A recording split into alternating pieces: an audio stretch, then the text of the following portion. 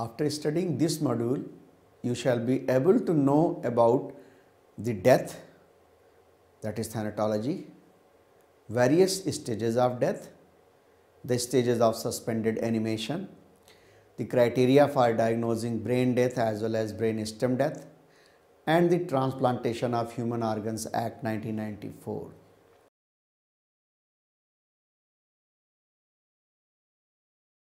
To introduce you the topic of thanatology, I will begin with a quote from Edward Munch, who said, quote, "From my rotting body flowers shall grow, and I am in them, and that is eternity."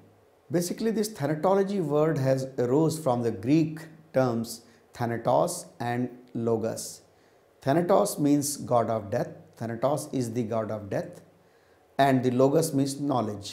So it is basically the study of death or knowledge of death in its various aspects. Related discipline is the forensic taphonomy, which is the interdisciplinary study and interpretation of post-mortem processes of human remains in the dispositional context, that is the history of changes of a body following death. Let's see what are the stages of death. As we say that death is a process, it's not an event. The person dies in bits and pieces. All of a sudden the person never dies at a sudden moment. So there are certain stages of death, the somatic death as well as the molecular death. Somatic death is the complete and irreversible stoppage of the circulation, respiration and brain functions. That is, these three are tripod of life. This question of certifying death mainly comes in resuscitation timings and for organ transplantation. This knowledge is used. Only by withdrawal of artificial means it can be proved whether the person is alive or dead. A person who cannot survive after withdrawal of artificial maintenance are certified as dead. Thus, the success rate of transplantation mainly depends upon the organs involved and the rapidity of its removal after circulation has stopped. The cornea is the tissue which can be removed even up to 6 hours or even up to 12 or 24 hours of death. For the best results, of course, 6 hours is the period. The skin within 24 hours and the blood vessels within 72 hours for the sake of transplantation. The other organs like kidney, heart, lungs, pancreas and liver, they must be obtained as soon as possible as they tend to deteriorate very soon. According to modern concept, the somatic death coincides with the brainstem death and involves the complete and irreversible stoppage of vital stem functions. And this is what common man understands as death. Now, this brain death or the somatic death, this again can be of three types: the cortical death or cerebral death, the brainstem death, as well as the whole brain death. Now let's see one by one. What is the cortical or cerebral death? In cortical death, the brainstem is intact, and this produces a vegetative state in which there is respiration, but there is total loss of perception by the senses. And this state of deep coma can be caused by cerebral hypoxia, the toxic conditions, or the widespread brain injury. Second is the brainstem death. In a brainstem death, the cerebrum may be intact, but it is cut off functionally by the stem lesion. So the loss of vital centers of the body that controls respiration and of the ascending reticular activating system that sustains consciousness, this caused the victim to be irreversibly comatose and incapable of spontaneous breathing. These symptoms can be produced by raised intracranial pressure, cerebral edema, as well as intracranial hemorrhages. Now third is the whole brain death. In whole brain death, there is a permanent cessation of functions of all three, that is cerebrum, cerebellum as well as brainstem. Now second category after somatic death is the molecular death. So molecular death is the death of all individual cells within the body. All biochemical activity within the cells comes to a stop.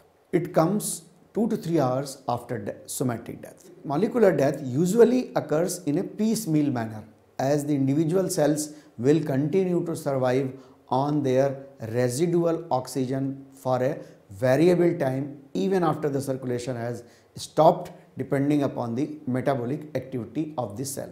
And that's why the cells of the kidney, they survive for a certain time, maybe around 1.5 hours or so, whereas the cells of the heart, they survive much less, and that's why this knowledge is used during the transplantation.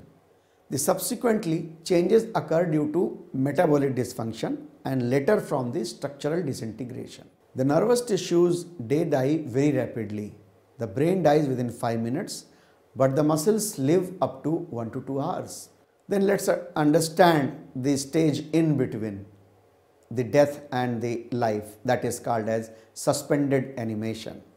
This suspended animation, or the stage of apparent death, this is the condition where signs of life are not found, as the functions are interrupted for some time or are reduced to a minimum level. The metabolic rate is so reduced that the requirement of the individual cell for oxygen is satisfied through the oxygen dissolved in the body fluids itself. However, resuscitation is successful in such cases and life continues. The person appears to be dead clinically, but he is not, since brainstem is working. By testing the brainstem reflexes, we can know whether the person is dead or not. Now let's see what are the various causes of suspended animation. One, in our Indian circumstances, that is voluntary induced by the yogis, the so-called yogis who practice yoga. They can voluntarily induce this stage of suspended animation. Then there are anesthesia, anesthetic drugs, they may induce the suspended animation. Barbiturates and opiates poisoning, the coma, concussion and deep shock, they may lead to suspended animation. The drowning, the electrocution, very important medically. The frozen state and heat stroke also lead to sometimes suspended animation. The prolonged illness, the infections like cholera, typhoid, these are also lead to suspended animation.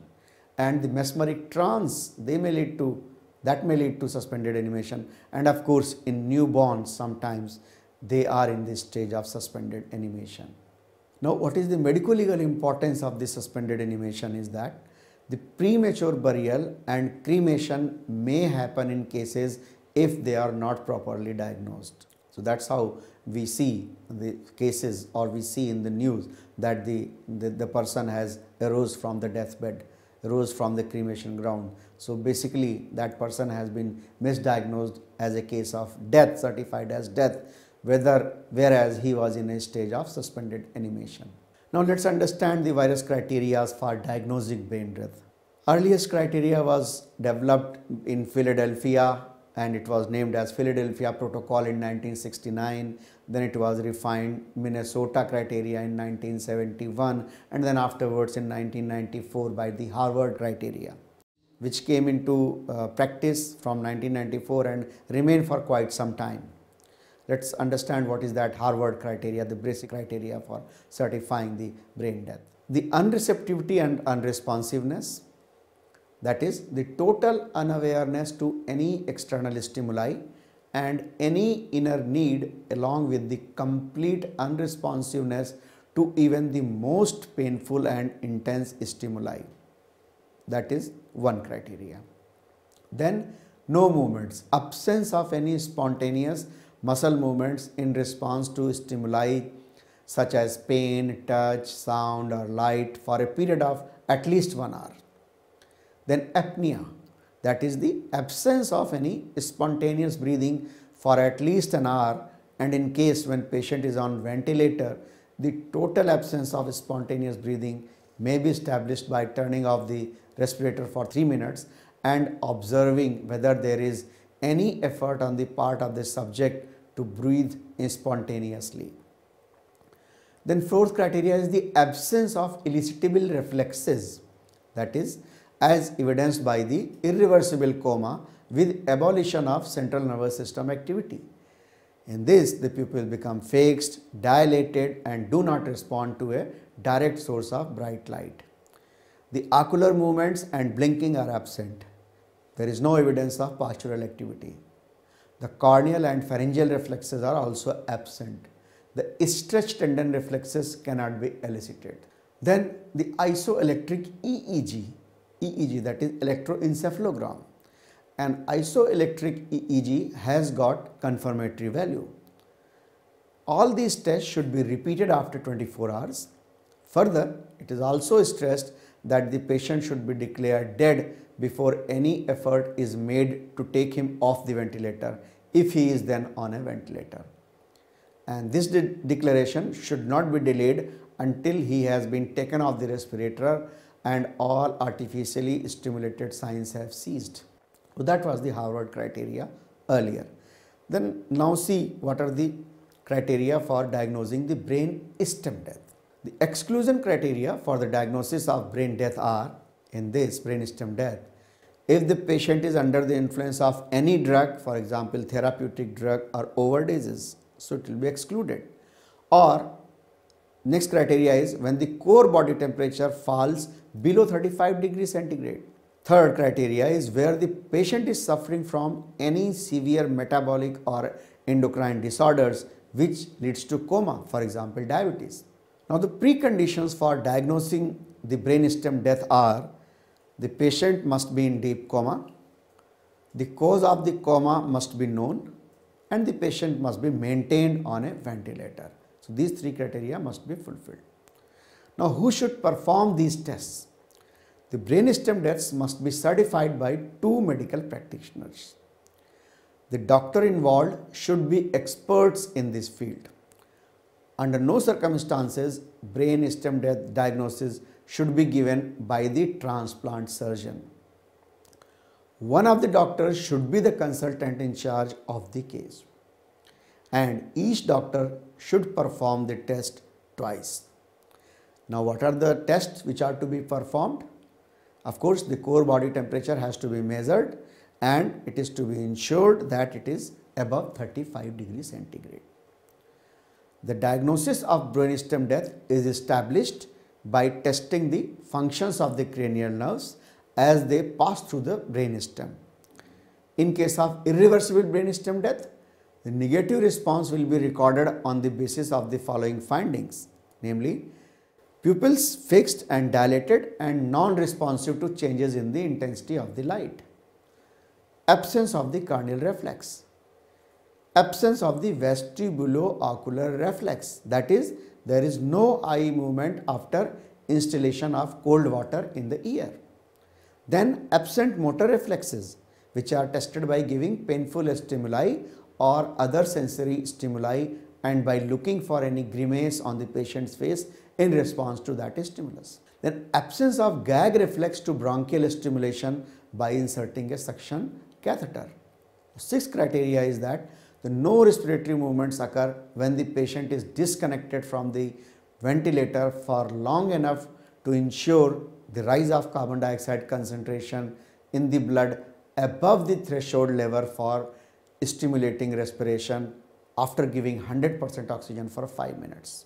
So if there is absence of any spontaneous breathing within those 10 minutes, the brainstem then is incapable of reacting to the presence of carbon dioxide and thus is declared dead. When two doctors have performed these tests twice with negative results, the patient is pronounced to be brainstem dead and the death certificate is to be issued. Hypoxia, cardiac arrest, intracranial hemorrhages, poisoning and trauma to the brain, they may cause whole or part of the brain to be irreversibly damaged. So if the cortex alone is damaged, then the patient goes into deep coma. But the brainstem maintains the spontaneous respiration, and this stage is called persistent vegetative state or living cadaver, and death may occur months or even years after due to secondary infection or extension of the cerebral damage. These patients are in need of any life-sustaining treatment and are usually in need of nutrition and hydration only. So they are not in need of any life-sustaining treatment. If the brain stem is damaged due to trauma, cerebral edema, hemorrhage, hypoxia, infections like poliomyelitis, respiratory motor system involvement, or damage to the ascending reticular activating system causing permanent loss of consciousness, and higher centers in the cortex are also irreversibly damaged, then whole brain death occurs. Now let's understand what is the tissue and organ transplantation and how this knowledge of brain stem death and brain death, this can be utilized for the purpose of human mankind. The homologous donation. The homologous donation means grafting of the tissue from the one part of the body to another in the same patient. For example, bones or skin. So from some part of the same person, these parts are taken and transplanted to other part. That is called as homologous from the same person. Second is the live donations. The live donations include blood and bone marrow transfusion and other live organs. Blood, as we know, is very frequently the body fluid which is transfused, donated. The cadaveric donations, as the name suggests, are donations of organs after death. But most organs should be obtained while the donor heart is still beating to improve the chances of success. Now let's understand what is the vegetative state. This is the state in which the patient still has a spontaneous breathing, stable circulation, and shows cycle of eye opening and closing, which may stimulate sleep and waking, but the patient is unaware of the self and the environment. The commonest causes are diffuse axonal injury and diffuse ischemic brain damage, widespread bilateral damage to the neocortex, diffuse damage to the white matter, and bilateral damage to the thalami. The beating heart donor. After the patient has undergone brainstem death, the retention of the patient on the ventilator facilitates fully oxygenated cadaver transplant, the so-called beating heart donor. But in India, this has got no legal sanction. The moment of death reflects the exact moment when the person dies. But again, this concept of moment of death has radically changed over the years. Very early in 17th century, who classified this as a mode of death.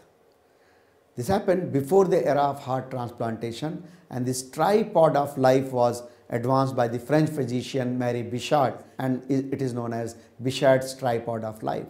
Bichat's tripod involved three basic modes of death: coma, syncope, and asphyxia. The coma, the causes related to the brain; the syncope from causes related to the heart; and asphyxia from causes related to the respiratory system. The tests were developed to determine the death of each organ, like test for circulation, test for respiration, and test for neurological, you can say, the brain function. Let's see, just for the theoretical point of view, from historical perspective, let's see what were those. The Magnus test, it was introduced way back in 1872. The test consisted of a tying of a string around one of the fingers of the supposedly dead person. The pressure applied had to be just above that in veins, but just below that in arteries. This will occlude the veins but not the arteries. If the circulation was still maintained, the finger distal to the ligature would swell. This is a completely outdated test now. The I-cord test, again it has been outdated. The diaphanous test, the fingernail test, and the other nail test, and heat test, of course, because that are inhuman. Then there were tests for respiration like Winslow's test, the mirror test, the feather test. Then the test for the brain functions like the sensibility of the body. Then there are miscellaneous tests like Ripoll sign. The external pressure over the eyes causes distortion of the roundness of papillary apertures, and with the help of X-ray fluoroscopy. All these tests are now outdated now, so we don't use it for that. We follow the criteria of brain death, brain stem death wherever required. Now let's see the Transplantation of Human Organs Act 1994. The Act mainly reflects upon three aspects. One is it aims at putting a stop to any live unrelated transplant. Second is, in case of a live related transplant, it defines that the donor and the recipient are genetically related, Only exception is that if the transplant is being performed with prior approval from the authorization committee on an application jointly made by the donor and recipient, and it accepts the brainstem death criteria, where the certification of death should be done by a panel of experts consisting of a medical officer in charge of the hospital, an independent medical specialist, a neurologist or neurosurgeon, and the doctor treating the patient, which is essential. So this committee will certify the death. And the Act has defined human organ as any part of the human body consisting of a structured arrangement of tissues which, if wholly removed, cannot be replicated by the body. Bone marrow transplant is outside the purview of this Act. The organs which can be removed after death are kidney, heart, liver, lungs, pancreas, eyes, basically cornea, the eardrums and ear bones. The organs can be removed from the dead body of a donor at any place. Removal of the organs from the donors may be done on his authorization or that of the person who is the legal guardian of the person. In case of unclaimed bodies in hospital or prison, organs can be removed after 48 hours. The organs removed should be preserved according to the current and accepted scientific methods to ensure viability of the organ. The human organs cannot be removed for any purpose other than the therapeutic purpose. The doctor should not remove the organs unless he had explained all possible effects, complications and hazards connected with the removal and transplantation to the donor and recipient, both respectively.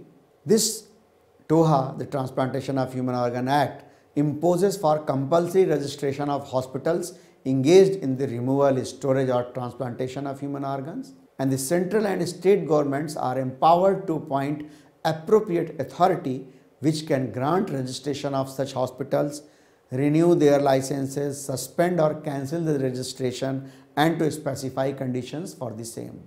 The government is also empowered to appoint authorization committee or committee with nominated members for the purpose of imposing restrictions on the removal and transplantation of human organs. And besides provision for appeal, the Act also provides punishment for unauthorized removal of human organs or for commercial dealings thereof, or for contravention of any other provisions for the Act. And such punishments range from removal of the names of the erring medical practitioner from the register of the State Medical Council for 2 years for the first offence and permanently for the subsequent offence, or imprisonment up to 5 years and fine up to ₹10,000 based on the nature and the degree of the offence. Under this Act, an offence is cognizable only when the complaint is made by appropriate authority about the alleged offence and his intention to make a complaint to the court in that case. The Act also punishes whosoever engages in commercial dealings in human organs with imprisonment for a term varying from ₹10 to 20,000. To summarize the topic of thanatology, death. Death is a process, not an event. Somatic and molecular deaths are different.